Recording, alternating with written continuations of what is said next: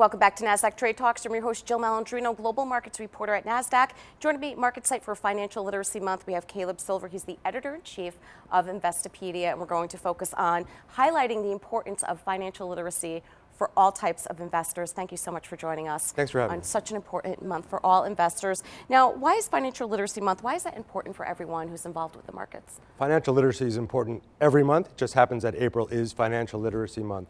But it's important for all investors and it's important for all consumers because the issues around financial literacy and the problems it can create down the line are very serious. 40% of Americans don't have $400 in emergency savings if they need it.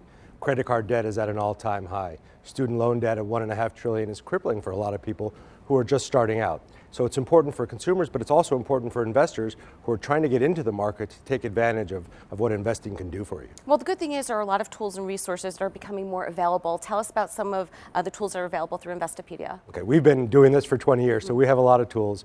I'm happy to say, not only do we have an enormous encyclopedia of financial terms for the very basics, we have an online video academy if you wanted to learn investing or learn technical analysis or learn personal finance, how to set up a budget, how to run your financial life. There's that, there's FAQs, there's questions and answers with financial advisors too, where individual financial advisors will answer your personal questions.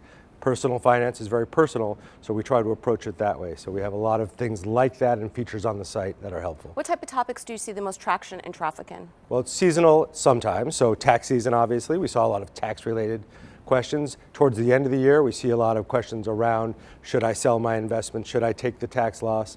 Should I take the gain? So it's seasonal depending on what's happening, and as we go into the spring and the summer, we're looking at home buying, people looking to make those types of purchases, looking at refinancing because of interest rates. Right now, people are also wondering about the markets since we've had a pretty nice run here.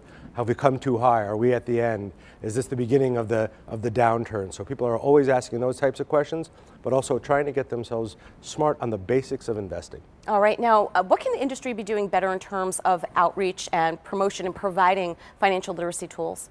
The industry's come a long way in doing that. There's so many financial products out there and platforms for investors and consumers, and we see that with the robo-advisors or with online investing platforms.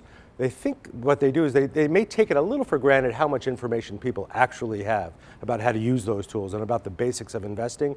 Some are trying to do a more robust job of informing them about it, but I think in general it's buyer beware when you're an investor, so the industry needs to meet the consumer and the investor halfway and say, you need to know these things before you try out our product. All right, Caleb, thank you so much for joining us for Financial Literacy Month, and thank you for joining me on Trade Talks. I'm Jill Malandrino, Global Markets Reporter at Nasdaq.